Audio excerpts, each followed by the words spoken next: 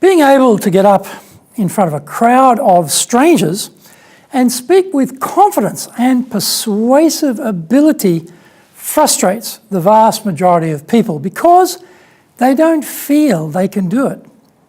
They are limiting themselves unnecessarily. In any business, being able to take people with you as a leader, colleague, or salesperson is fundamental to moving forward in your career and your business. We are shy about this area because we don't know what we should be doing. That problem is so easily fixable.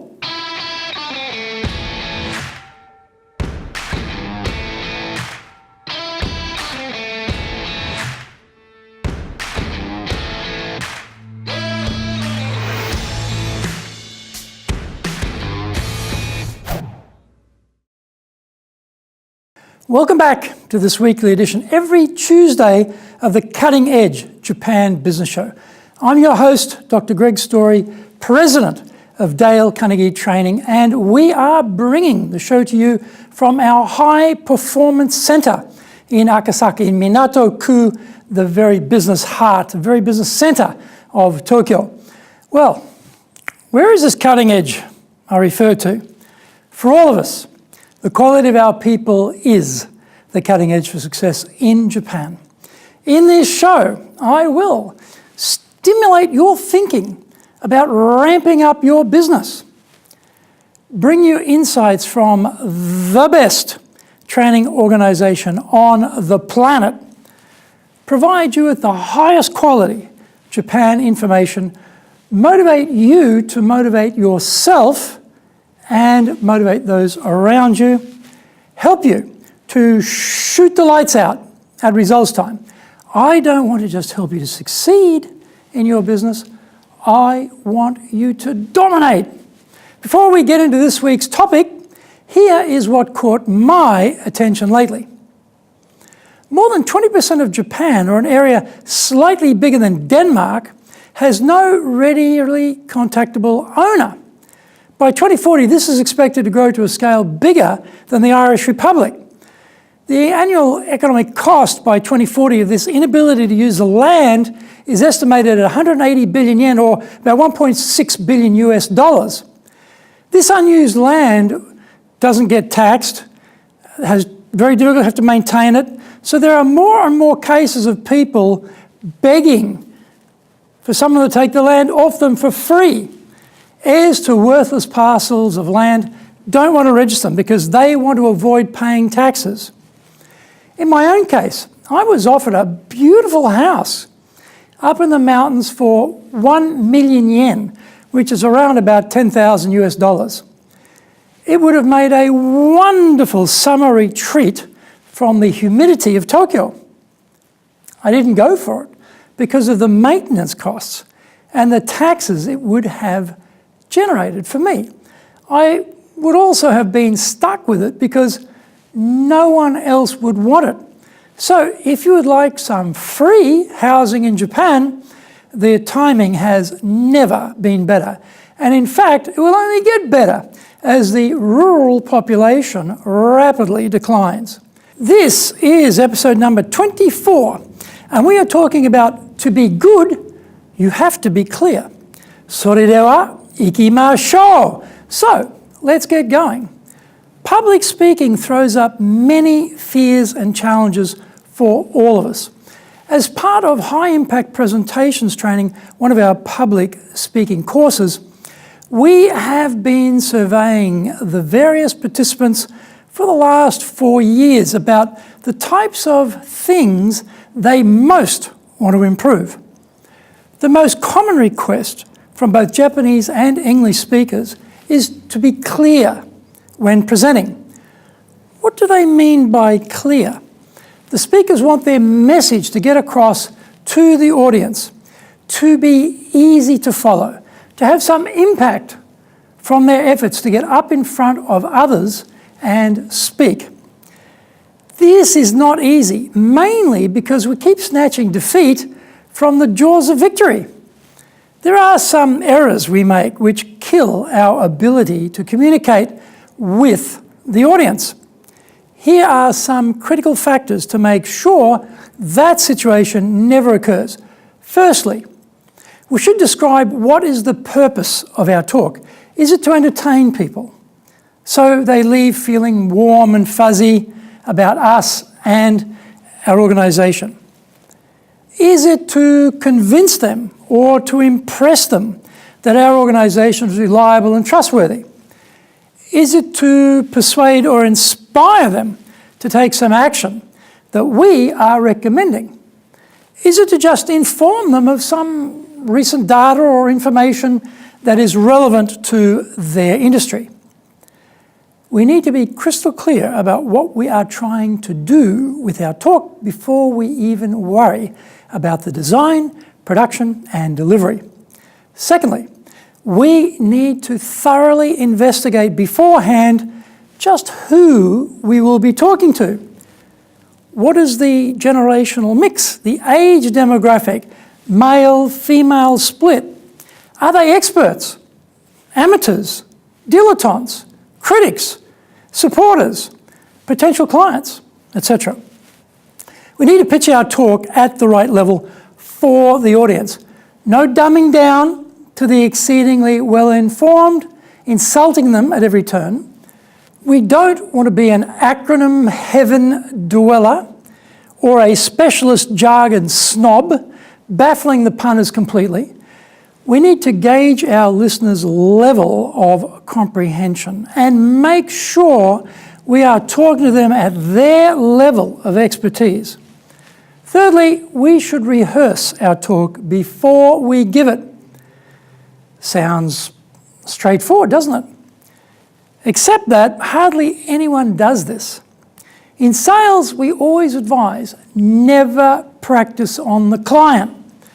Presenters should heed the same sage-like advice. If we prepare the talk in writing, we may find the cadence is different when we say the words out loud compared to when we read it on a page. We also may find we have misjudged the time completely, and to be too long or too short, we need to start singling out key words we want to hit harder than others for emphasis.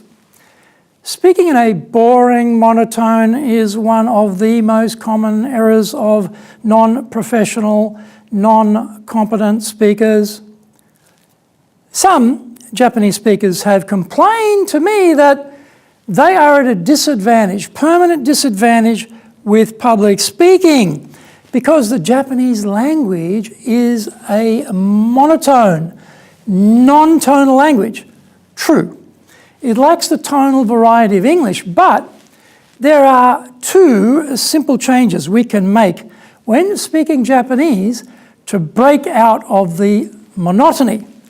Apply pace to speed up or slow right down. Another variation is add more power to a word or phrase, or to speak in an almost just audible whisper, removing the power altogether. Both of these techniques will help monotone speakers vary their presentation and maintain the interest of their audience. So, what should we do? Find out more about this when we come back from the break. If you want to become a fully competent and confident presenter, then do the High Impact Presentations course. We are all being judged when we speak, be it in the internal team meeting or in a public environment, be it the big bosses, clients, or an industry audience. Everyone is evaluating us. Don't blow it. Get the best training on the planet. Do the High Impact Presentations course now in either Japanese or English. Welcome back. Fourthly, get the mechanics of delivery right. The message cannot stand by itself. The quality of the content is not enough. The supreme value of the data is insufficient if people can't hear you. Yes, physically they can hear you are speaking, but when the content and the delivery are not in harmony, only 7% of the message is actually getting through to the audience. That is a shockingly low number. The research on this is quite well established and it makes sense. When the message content is not congruent with the way you deliver the message, we get distracted by how you are dressed, by your body language, by the tone of your voice. As an example, if I said, I am really excited about the prospects for this new technology, in a totally flat, no energy, barely audible monotone voice with a bored, unhappy expression on my face, and delivered it while looking down at the lectern and not at my audience, only 7% of people would get the message. Many speakers make it hard for themselves because they talk to precisely no one. They look at their notes, or the screen, or the floor, or the ceiling, anywhere but at that sea of expectant faces, carefully scrutinizing them. Engage your audience by using eye contact and keep each person's gaze for around about 6 seconds to make the eye contact meaningful without it becoming intrusive. Japanese friends tell me, in Japan, we are taught not to make eye contact. That may be the case for normal conversation. But once you have an audience, you are now in a different role.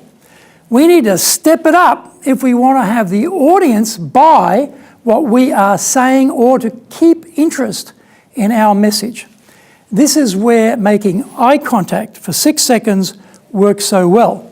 The members of the audience feel we are speaking directly to them, and they gravitate to us as a result because we have engaged them. Also, get your face involved. If it is good news, then smile. If you suggest doubt, have a quizzical expression on your face. If the information is surprising, have an expression of wonder. If it is bad news, look unhappy or concerned. A wooden face, totally devoid of expression, is a tremendous waste. When we have so much potential to add power to our words with our facial expression. Japanese speakers can gain a lot here because often they fail to take advantage of the face as a medium of their message. A well-placed pause is a brilliant way to get the audience focused on what we have just said. Often when we are nervous, we speed up and start running the ideas together. This makes it hard for the audience to digest the key points because the points are rapidly overwhelming and replacing each other. A pause also gives us time to regroup our thoughts and calm down a bit if we found we were getting a bit too fast in the delivery. Throw in some gestures to add power to the words, but don't maintain the same gesture for longer than 15 seconds.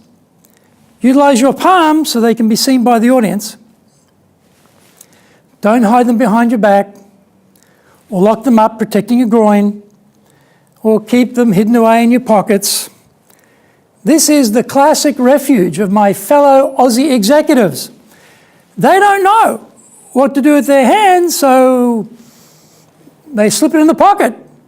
The really confused CEOs from down under put both hands in their pockets for a sort of stereo effect. A gesture made too low may not be seen by parts of the audience, so make the gesture zone between chest and head. The gestures should be natural and not Shakespearean or thespian, leaving the acting to the experts. Be natural, your professional self.